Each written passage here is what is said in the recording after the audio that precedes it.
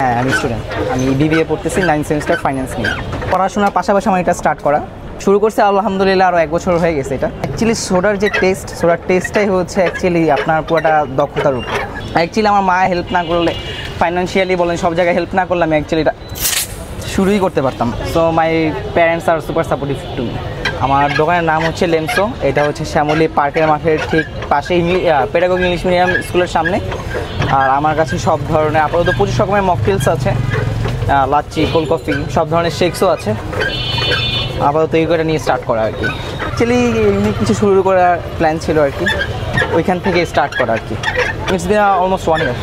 আপাতত আমাদের সব ফ্লেভারই তো বাইরের, অ্যাকচুয়ালি সবসময় সব ফ্লেভারগুলো অ্যাভেলেবেলও থাকে না। আপাতত অ্যাভেলেবেল আছে হচ্ছে স্ট্রবেরি, কাঁচা আম, লিচি, তারপরে কালাকাটটা হচ্ছে ব্ল্যাক গ্রেপসের যেটা ওইটার ফ্লেভার। তারপরে হচ্ছে ব্লুবেরি আছে, ওয়াটারমেলন আছে, পাইনাপেল আছে, জালজিরা আছে। অ্যাকচুয়ালি কম বেশি সব ধরনের ফ্লেভারই আছে। অ্যাকচুয়ালি এটার শুরু করার কারণ হচ্ছিল গিয়ে ইউনিকনেসটা, কম বেশি সব জায়গায় পাওয়া যায় না এটা আর কি, এই জন্য আর কি স্টার্ট করা। বাকি সব বিজনেসই কম বেশি সব জায়গায় অ্যাভেলেবেল থাকে। ফ্লেভারগুলো অ্যাকচুয়ালি সবগুলো বাইরের তো, এগুলো অ্যাকচুয়ালি অনেক এক্সপেন্সিভ। সো ভাবছিলাম প্রথমে যে আমার অ্যাকচুয়ালি দুজন বন্ধু নিয়ে আমি আমার ফ্রেন্ড আছি, তো দুজন মিলে ভাবছিলাম যে অল্প পুঁজিই লাগবে।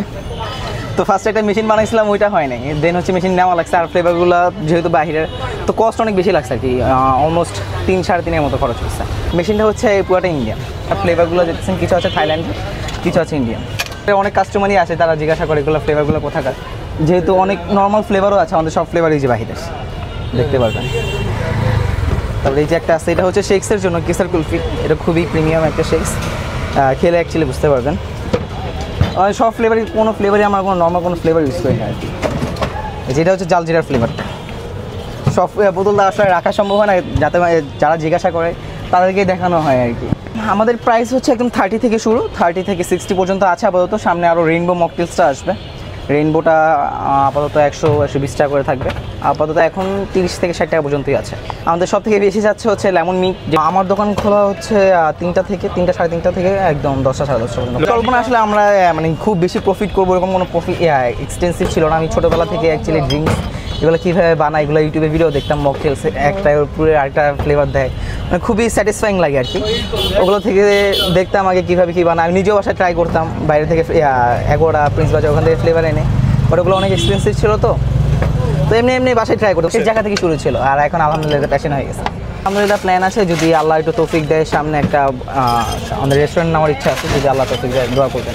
লেমন সোডা তো সব জায়গায় পাওয়া যায়, আমাদের অ্যাসিওর করতে পারবো আপনি বাংলাদেশে কোথাও যদি টেস্ট করে থাকেন, আমাদেরটা অ্যাকচুয়ালি যদি টেস্ট করতে পারেন তাহলে ডিফারেন্সটা বুঝবেন অ্যাকচুয়ালি। আর সামনে আমাদের কিছু ভাইরাল কিছু মোহিতো ফ্লেভার্স আসবে, স্মোকি মোহিতো আসবে, একদম বাইরের যেরকম টেস্ট মোহিতোর একদম অ্যাকচুয়াল ওরকম টেস্টটাই পাবেন আমাদের এখানে।